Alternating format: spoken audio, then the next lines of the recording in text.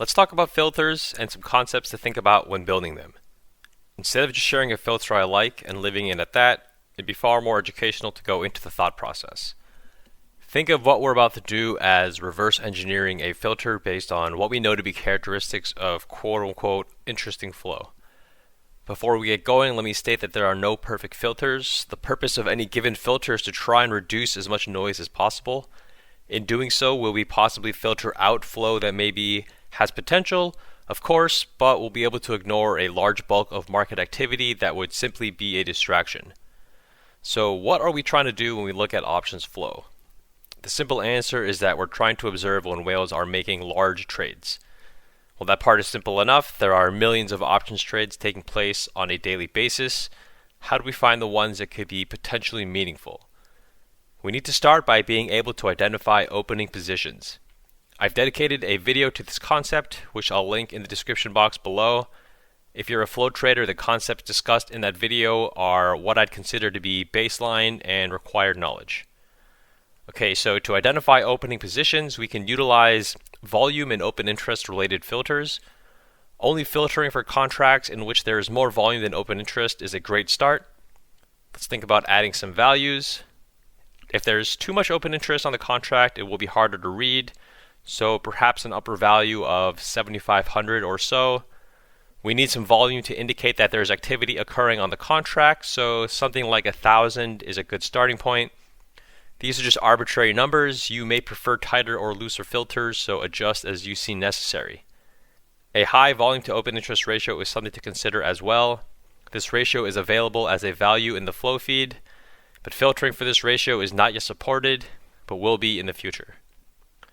I'll take this moment to address a misconception that I see floating around, which is that a contract having more volume than open interest doesn't necessarily suggest opening activity. You might ask yourself, if we're looking for opening flow, why aren't we just using the opening trade switch?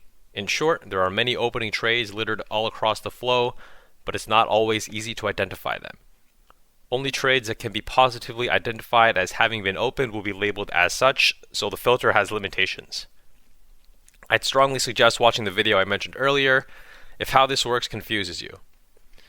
The next value we'll look at is premium. We're obviously not interested in seeing Margin Call Warrior 69's $50 trade, so a base value will help us filter out smaller trades, such as those coming from retail traders. Something like a minimum value of 10,000 is a decent starting point. 10,000 may seem low, but considering that a large options trade may execute across several exchanges. A $100,000 notional trade could theoretically execute in 10 blocks of $10,000 each, which would be missed by a 25,000 minimum filter value. This is a pretty specific example, and 10,000 is definitely an arbitrary number, as with the volume and open interest values that we used before. Again, feel free to adjust any values we discussed to fit your needs.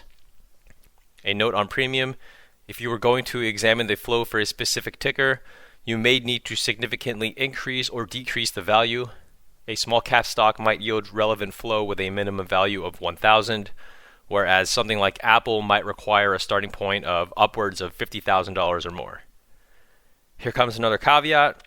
We've previously covered extremely suspicious instances of options activity in which the notional value of the trades were only in the single-digit thousands. So again, I'm just going to double back to the idea that no filters are perfect. What are some other things we can do to further reduce the noise? In the name of simplicity, only looking for single leg and out of the money flow might not be a bad idea. Contracts that expire too far away may not be very actionable, so we can consider limiting our flow to show only contracts that expire within 6 months. This might be a fairly high value as well, so feel free to walk the value up or down as you see fit. A couple more things we can do is hide cross trades as well as trades with no side, which encompasses cross trades as well as trades that hit the tape late or are out of sequence for one reason or another. Remember, we're doing all this filtering in the name of trying to help us identify opening positions. A position is opened when a trader either buys to open or sells to open.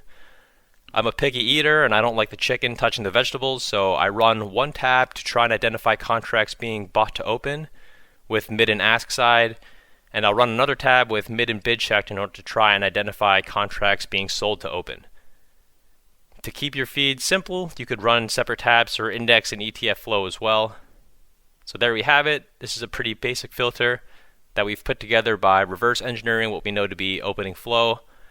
Every filter has a unique URL, so you can bookmark this page as we built it and reference it at any time.